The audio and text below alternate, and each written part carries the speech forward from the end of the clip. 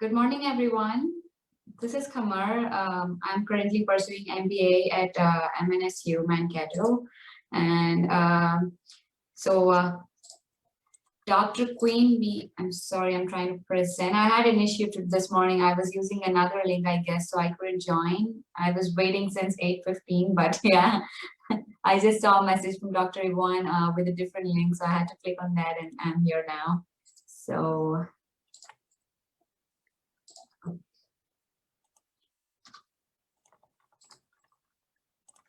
are you able to see my screen? We are. Okay, that's good. So yeah, Dr. Queen started as an, my husband and I, we are big time, into nature all the time, love hiking, and we love organic gardening. So one day we just found out about colony collapse disorder, which is a huge issue for the honeybees. And we thought we would start with hobby beekeeping, and we loved keeping bees. So we were hobby beekeeping for last 3 years.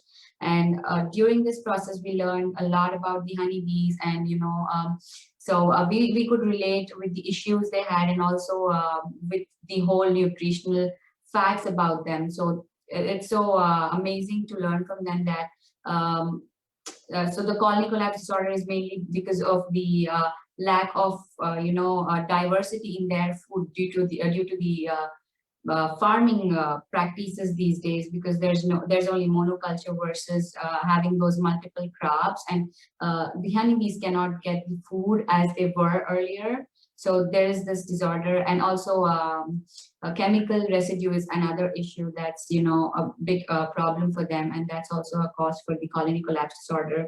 So we figured these out, and during beekeeping we learned a lot of things about the honeybees, out of which the most interesting we found was for them. So they go out to collect food in the form of nectar and pollen. So nectar is their carbohydrate source, and pollen is their source for protein. So it's that simple for them, and they're healthy. They work really hard. They're agile, and they're so disciplined, hardworking. So yeah, since we kind of have the same issues, we are lacking in nutrition, and monoculture is again an issue for us too, because there's no diversity in our food as well. We are just eating either the same thing every day, like maybe bread that's made from wheat, and we are missing on the micronutrients. So we could relate those issues, and we thought they have very good, the honeybees are making such good products for us. So why don't we bring that into use and fulfill our nutritional needs? So that was where it started. So the name Dr. Queen Bee, we came up with the name because in a colony, there's 4 to 5 different types of bees, out of which queen bee is the one which is responsible for the birth of the rest of the bees. So she lays eggs, and then comes the rest of the bees. So there's worker bee, drones. So worker bees are the ones who's responsible for going out, collecting the food, nursing the younger ones in the colony, and keeping the colony clean. So they are responsible for cleaning too, which is really interesting. And the drones, who are the which are the male bees in the colony, so the only responsibility of theirs is to mate.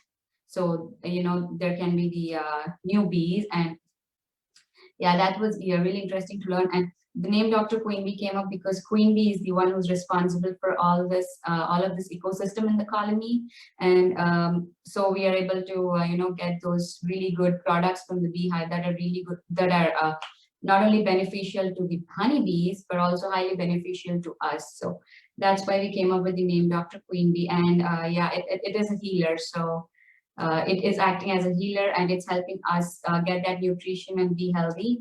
So the mission of our company, we started with a mission to create a culture of complete and sustainable wellness.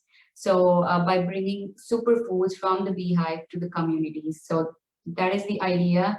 And going forward from there, so our philosophy is, so if the bees are happy, the plants are happy, because bees are one of the major pollinators out there. So if plants are happy, we have happy farmers, because they get better yields. So that keeps them happy, which in turn they put more efforts in growing good food.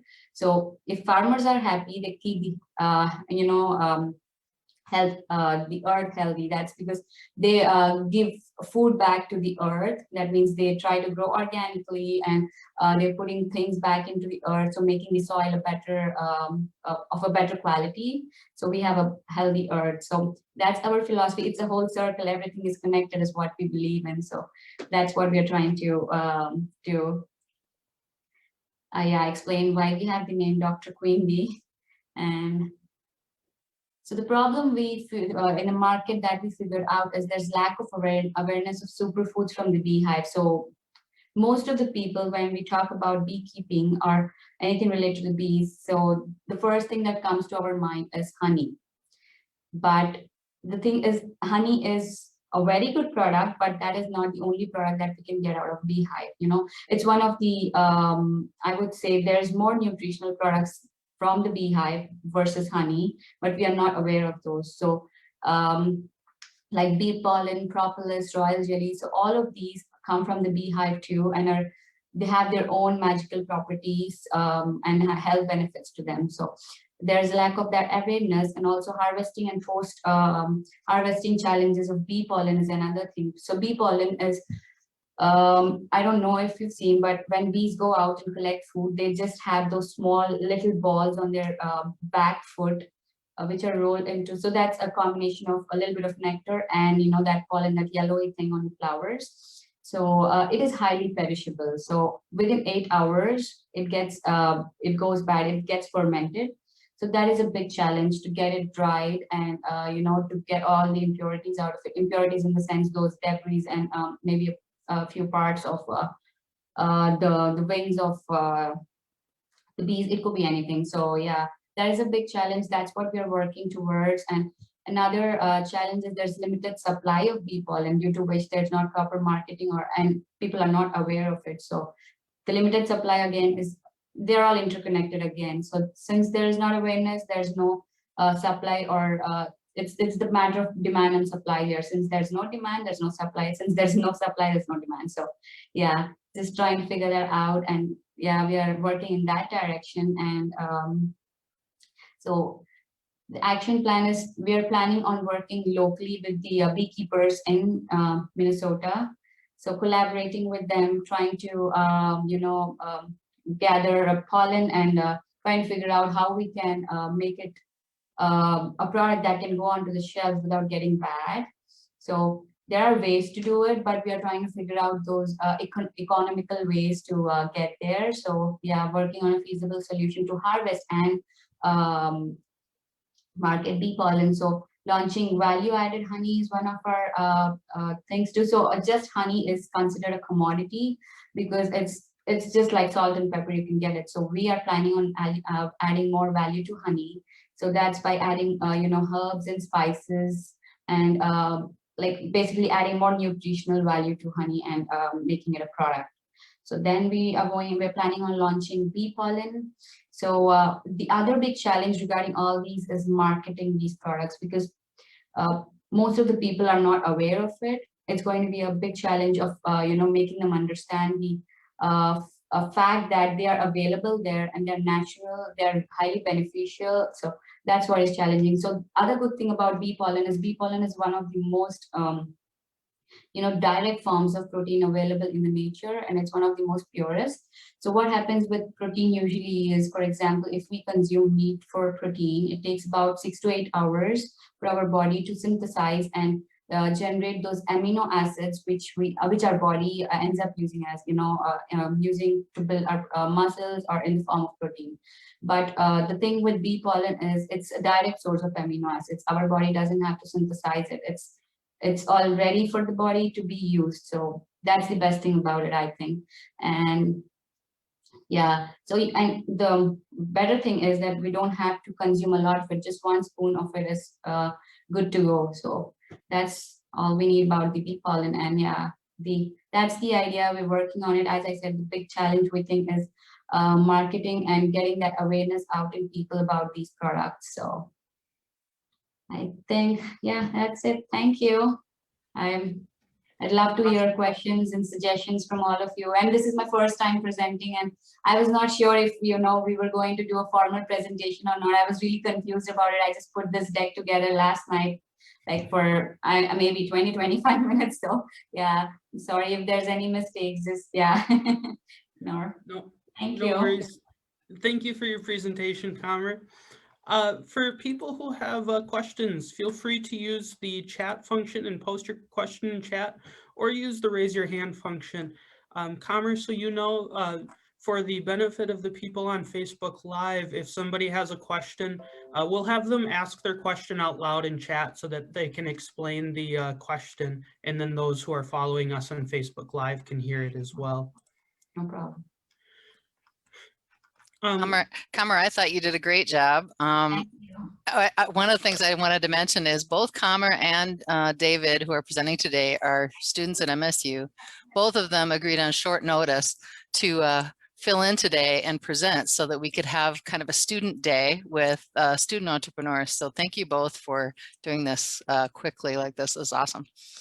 I think your business is really fascinating. I don't know much about, beekeeping and pollen and that sort of thing. Is the process of getting the pollen labor intensive? And is that an expensive thing to do in terms of, generating that? And, I've seen bee pollen before. It's kind of dried. When you are planning on selling it, is that something that you would sell in jars, in containers? Is it something that would sell sort of on the shelf with the honey? Or is it something you think of more as a health product that would go into like the co-op's aisle where it has its health items like probiotics, that sort of thing?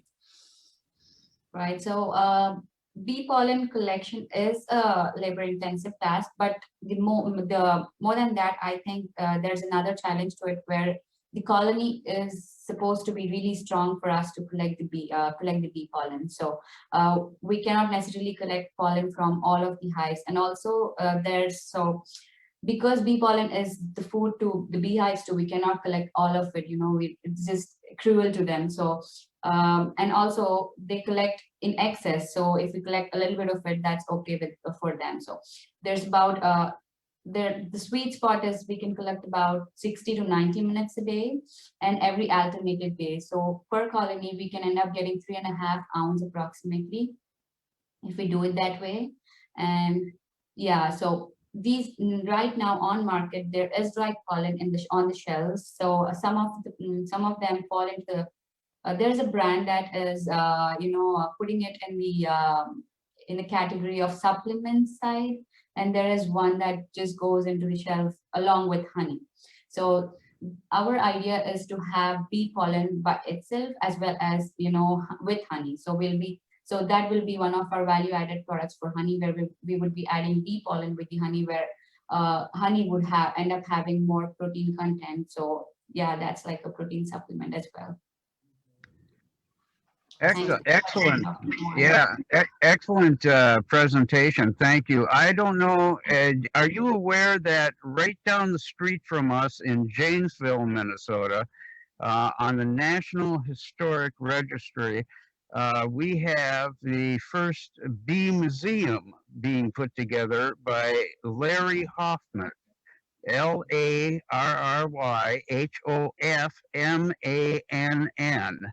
And it's the Hoffman Bee Ranch or Bee Farm, and it's in Janesville, Minnesota. And it's a brand new,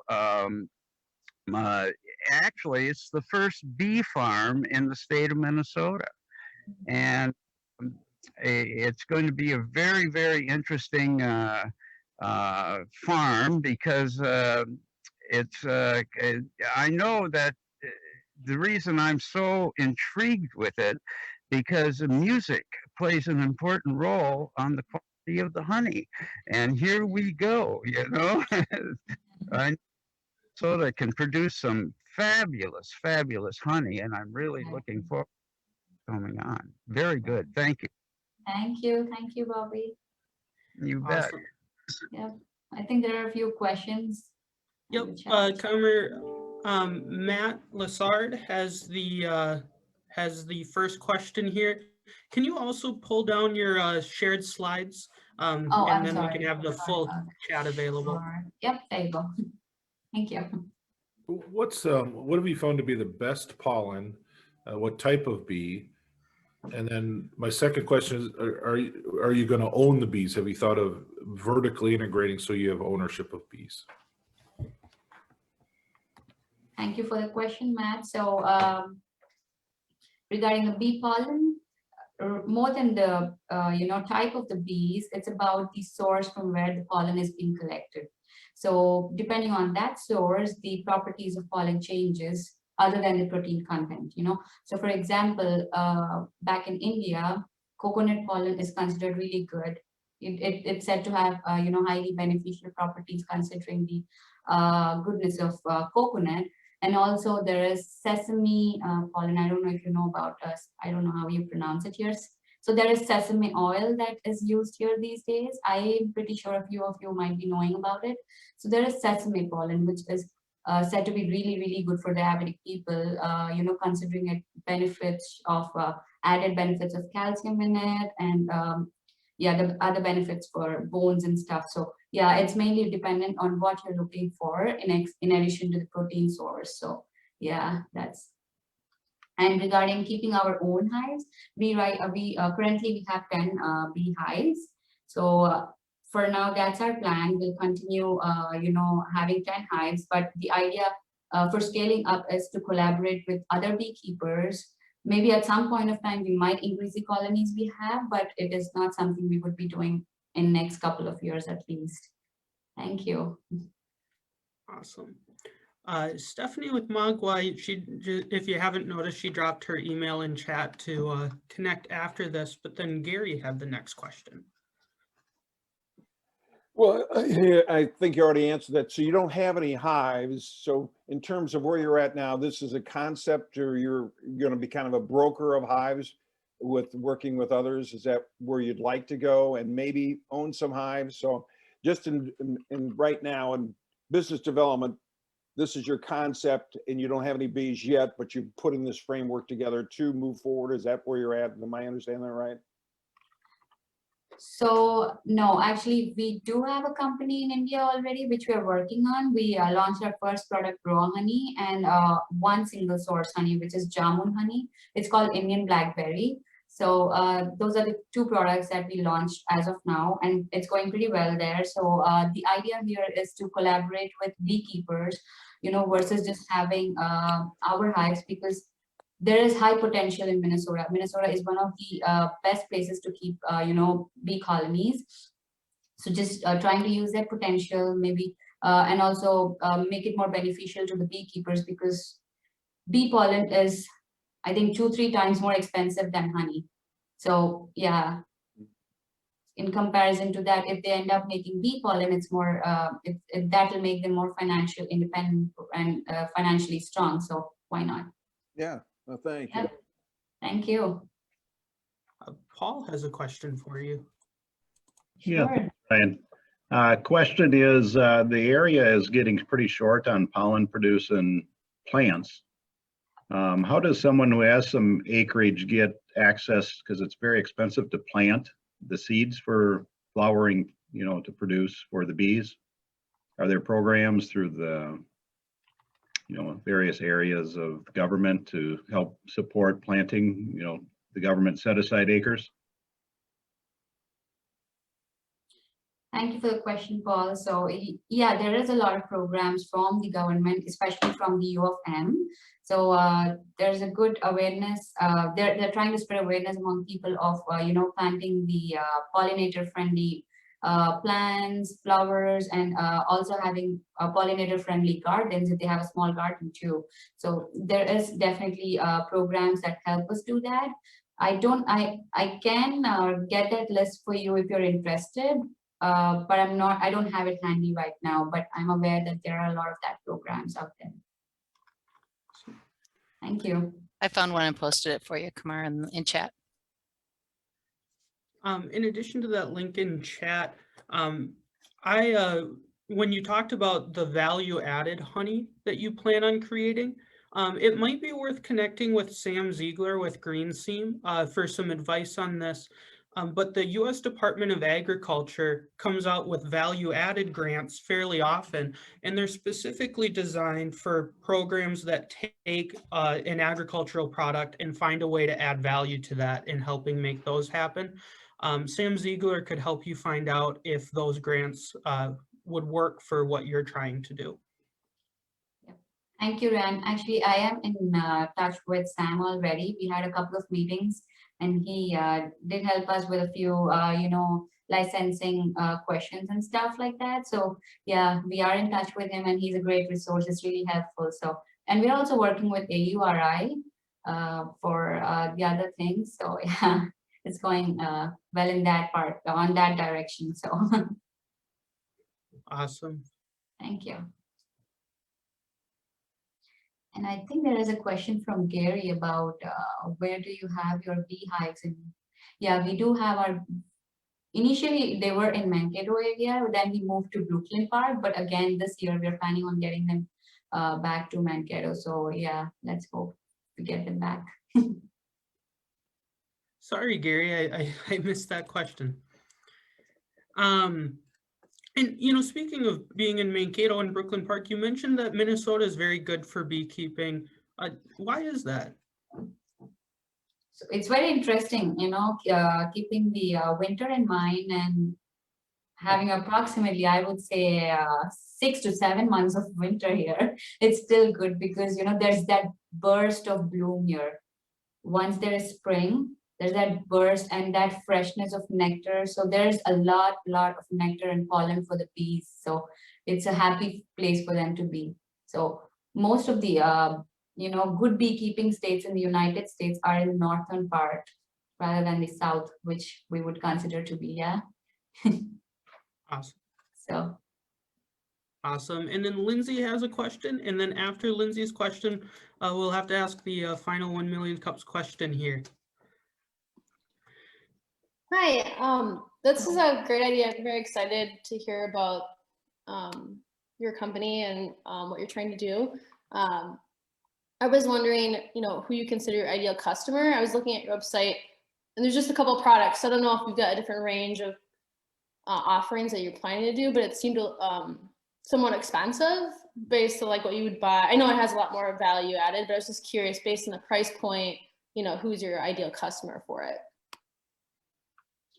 So that's a very good question, Lindsay. What's happening in the stores these days? So it's sad to say, but honey is one of the most adulterated foods in the world, including United States.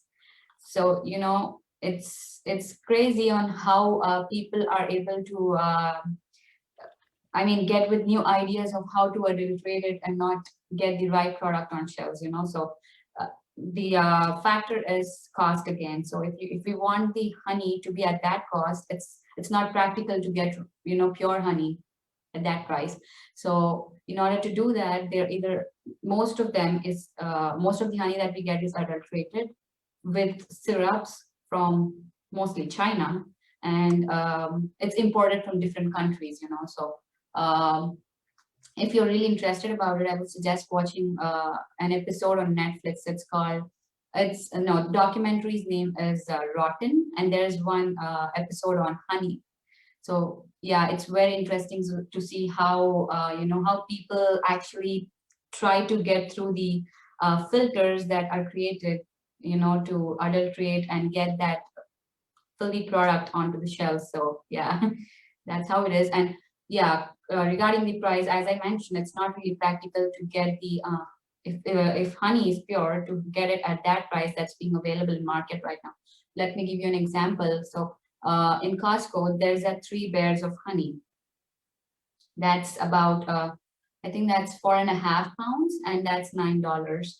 So just imagine a pound for $2 is like crazy, yeah. So you can get it. It's not practical to get it. So that honey in particular, it's imported from Brazil, and we don't know what and where. So the other thing about honey is it is considered to be beneficial if we have it from a local source, because honey is considered to be good for your allergies. So if you're getting the honey from that is from the local bloom or local nectar that has local pollen, that's how it makes us immune against the allergies by introducing those pollen in our body slowly. So that's how it's helpful. And yeah, the ideal customer, I would think, is somebody who's looking for nutritional food, who's interested in health, and yeah, so that's what our target market would be, like athletes, communities like yoga community,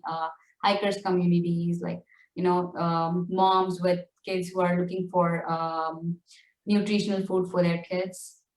So yeah, that's the Awesome. idea. Thanks for your Thank answer. you. I realized thought it was in US dollars, and so it's like you said, it looks like it's in rubies or Right. something. So that part of the So I was like, oh, $100 or 100 and like that's a lot. Like no. Oh no. So actually we have not launched our products in the United States yet. Okay. So we don't have Yeah. store set up on the website. I'm planning. So probably we should have it by end of next week, but we don't have a store up there yet. Sorry about that. No, so my bad. But thanks. No that problem. was helpful. Yep. Awesome. Thank you. But that was a really good question. That's really common to start comparing with what we have on shelves in the stores versus what we're getting from a local source. And I mean, it's like comparing apples versus apples with oranges. Just there's no comparison. Awesome. Well, thank you, Kamer. We'll finish with the final 1 million cups question. I saw that some more questions did come through. So if you want to drop your contact information in the chat, if anyone else has additional questions or feedback for you, they can reach out to you directly. But as the final question, what can we as a community do for you? That's a very good question. So yeah, as I said, the biggest challenge in that we think we have is marketing and creating that awareness in people. So if there's any ideas that you think would be helpful for the community, that would be more, I would say, that would be easier for us to implement, or for people to understand the importance of these products and how beneficial they would be to them. I think that would be really helpful for us. So yeah, any comments, suggestions regarding that, I would really appreciate. So thank you. Awesome. Thank you. If anyone has feedback for Kamer, feel free to reach out to her directly. She should have her contact information in the chat here. Also, if there are private messages that are being sent for both of our presenters, if you don't know, you can choose the 3 dots next to the chat that'll say save chat. Once you do that, you can choose show in folder, and that's a good way of making sure you find it. Take that note file and you can save that wherever you like if you need access to this after the meeting. With that, we'll go into